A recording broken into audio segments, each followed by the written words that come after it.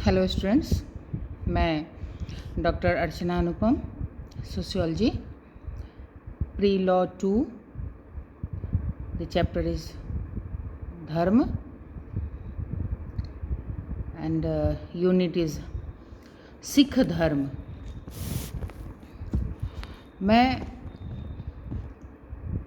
आज आप लोग से सिख धर्म की चर्चा करूंगी। सिख धर्म का उद्भव कब हुआ, वह कैसे भारत में आया या भारत में उसका प्रादुर्भाव कैसे हुआ, तो हम लोग आज इस बात पर विस्तृत चर्चा करेंगे।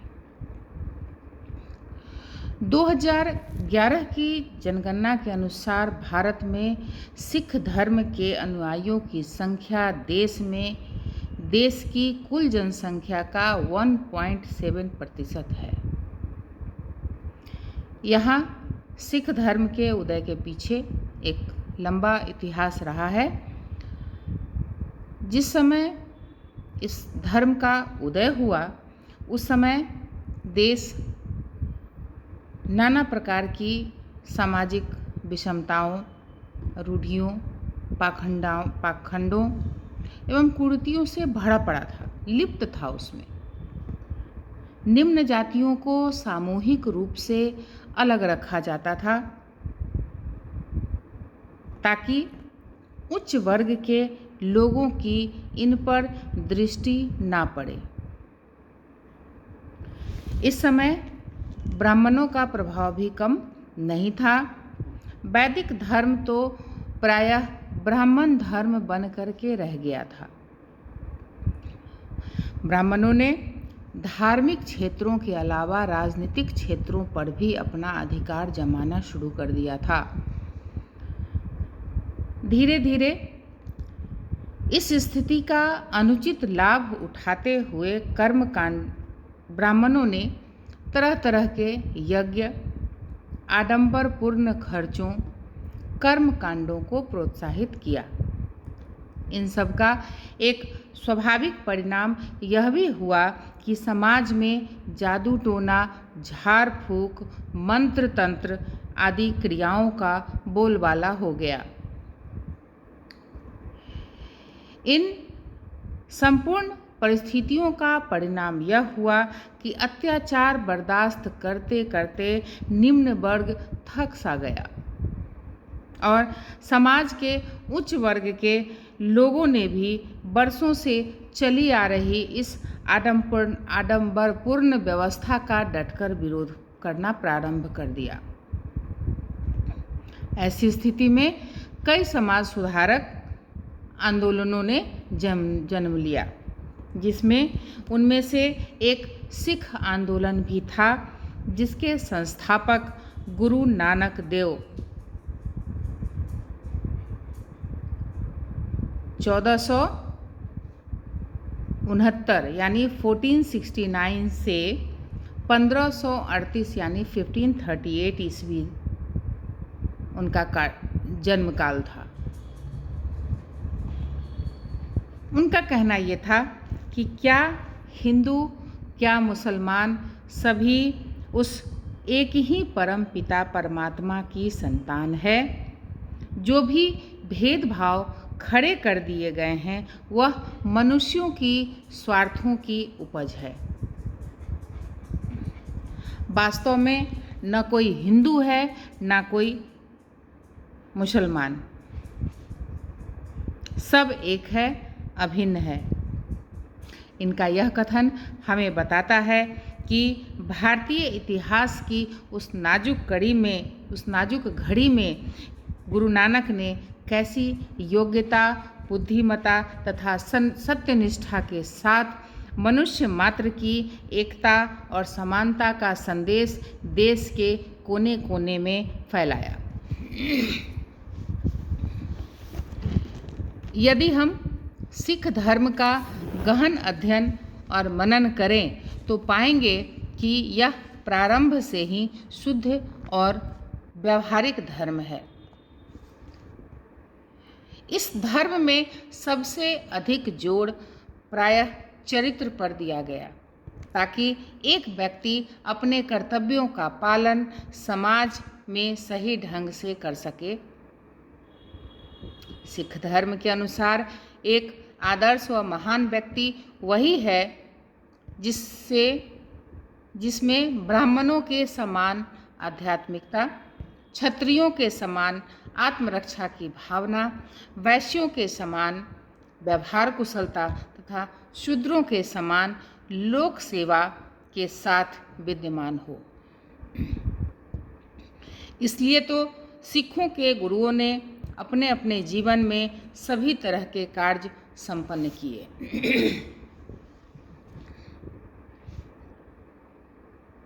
सिख धर्म से संबंधित जो गुरु हुए, उनकी सबसे बड़ी विशेषता यह रही कि गुरु नानक देव की गद्दी पर बैठने वाले किसी भी गुरु ने स्वयं को गुरु नानक से भिन्न नहीं माना।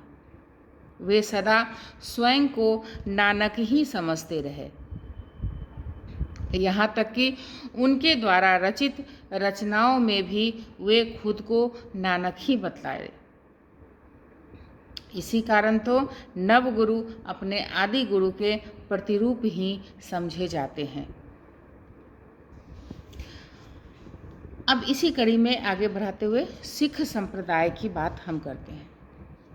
कहा जाता है, वीर बंदा के समय से पहले ही अनेक लोग सिख गुरुओं से अलग होकर अपने अपने पंथ चलाने के व्यापक प्रयास करते रहे।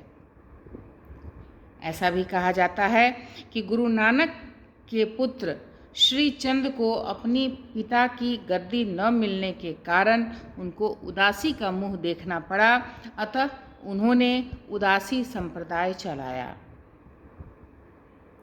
पृथ्वीचंद ने भी एक पंथ चलाया जो मीना पंथ के नाम से प्रसिद्ध हुआ।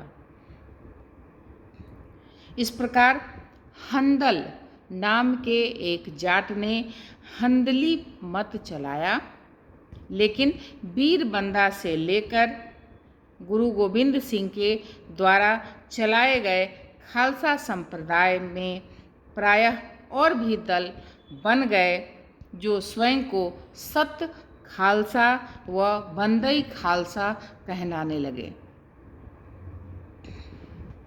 दोनों दलों ने एक दूसरे को नीचा दिखाने का भी व्यापक प्रयत्न किया।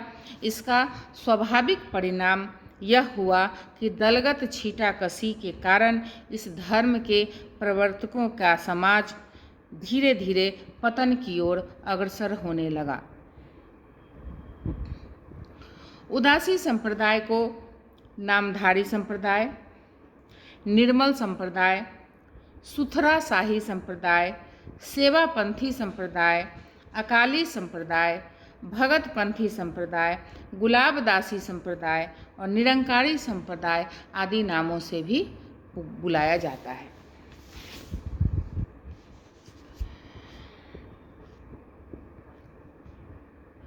अब बेसिक कैरेक्टरिस्टिक्स ऑफ सिखिज्म यानी सिख धर्म की मौलिक विशेषताएं।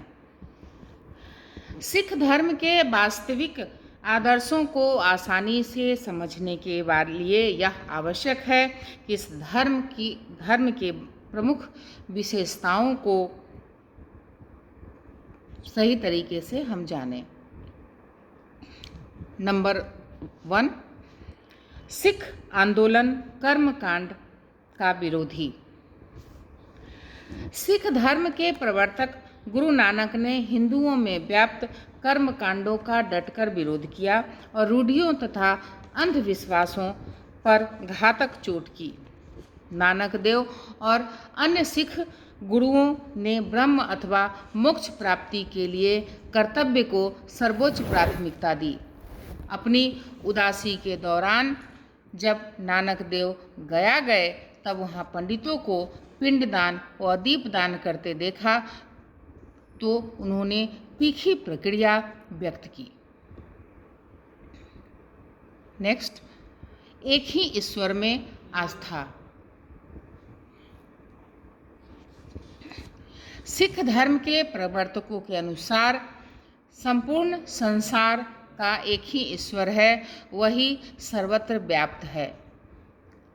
प्रायः सिख धर्म का विश्वास मूर्ति पूजा में नहीं है। वह धर्म ईश्वर को सर्वव्यापक और सर्वशक्तिमान मानता है। नेक्स्ट, समानता की नीति पर जोर। इस धर्म का दृढ़ विश्वास है कि कोई भी व्यक्ति जन्म के कारण ऊंचा या नीचा नहीं होता।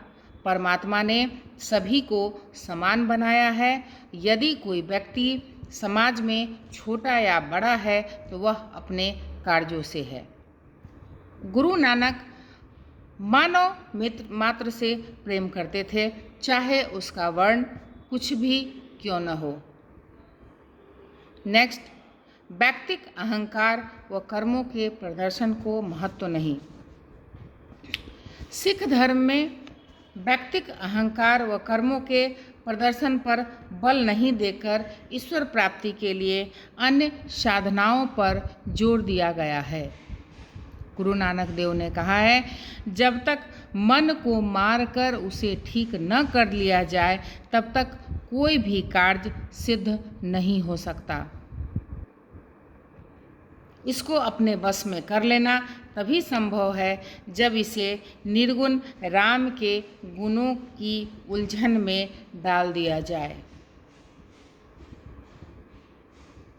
नेक्स्ट, आदर्श व व्यवहार के सामंजस्य पर अधिक जोर। सिख धर्म में सिख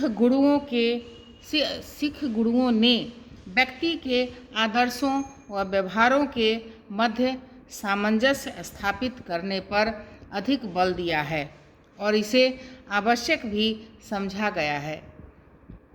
इसीलिए तो नानक से लेकर गुरु गोविंद सिंह के समय तक सिख गुरुओं ने जिन सिद्धांतों व उपदेशों की रचना की, उन्हें व्यवहार रूप में बदलने का भी पूरा प्रयत्न किया। नेक्स्ट, व्यवहारिकता का अर्थ। आज जितना अधिक प्रगतिशील और व्यवहारिक धर्म सिख धर्म है, उतना अन्य कोई धर्म नहीं है। इस धर्म को गुरु अर्जुन देव के अंतिम समय से लेकर गुरु गोविंद सिंह के समय तक मुसलमानों के कटुतापूर्ण व्यवहारों का सामना करना पड़ा। मुसलमान शासक अपने सैनिकों आदि की सहायता से उन्हें खाने पीने की चीज़ों को छूकर अपवित्र कर देते और उन्हें धर्म से विचलित करने का प्रयत्न भी किया। इस स्थिति का सामना करने के लिए गुरु गोविंद सिंह ने अपने नेतृत्व में खालसा संप्रदाय का गठन किया और प्रत्येक सिख अनुयायियों के लिए 5 चीज़ें केश, कंघा, कृपान, कच्छा व कड़ा अनिवार्य कर दिया। नेक्स्ट, गुरु के प्रति गहन निष्ठा। सिख धर्म में सत्यालोक या ईश्वर प्राप्ति के लिए सच्चे गुरु के प्रति सच्ची आस्था प्रकट की गई है। नानक का कहना है कि गुरु के मिलने पर ही अपने सांसारिक जीवन के अंत तथा आध्यात्मिक जीवन के प्रारंभ का हमें अनुभव होता है। गर्व दूर हो जाता है, गगनपुर अर्थात मुक्तावस्था की प्राप्ति होती है और हरि की शरण में स्थान मिलता है। ये थी विशेषताएं। अब गुरु ग्रंथ साहिब जो सिख धर्म का मुख्य ग्रंथ है, इसके बारे में। गुरु ग्रंथ साहब सिखों का एक आदि ग्रंथ है जिसमें वे साक्षात गुरु तुल्य ही समझते हैं। अनेक धार्मिक उत्सवों या संस्कारों के समय इसकी स्थिति को प्रायः शुभ व आवश्यक माना गया है। इस ग्रंथ की रचना का श्रेय सिखों के 5वें गुरु अर्जुन देव को जाता है। उन्होंने इसकी रचना 1604 ईस्वी में की थी। अर्जुन देव ने अपने समय में यह अनुभव किया कि भविष्य में सिख धर्म के मानने वालों को किसी कठिनाई का सामना न करना पड़े, इसलिए सिख गुरुओं के द्वारा दिए गए प्रवचन उपदेशों आदि का संग्रह करके एक आदि ग्रंथ का निर्माण करना आवश्यक है। 9वें गुरु तेग बहादुर की मुसलमानों द्वारा की गई नृशंस हत्या के बाद 10वें गुरु गोविंद सिंह ने 1705 ईस्वी में गुरु ग्रंथ साहब को नया रूप दिया। उम्मीद है आपको ये चैप्टर समझ आया होगा। Thank you.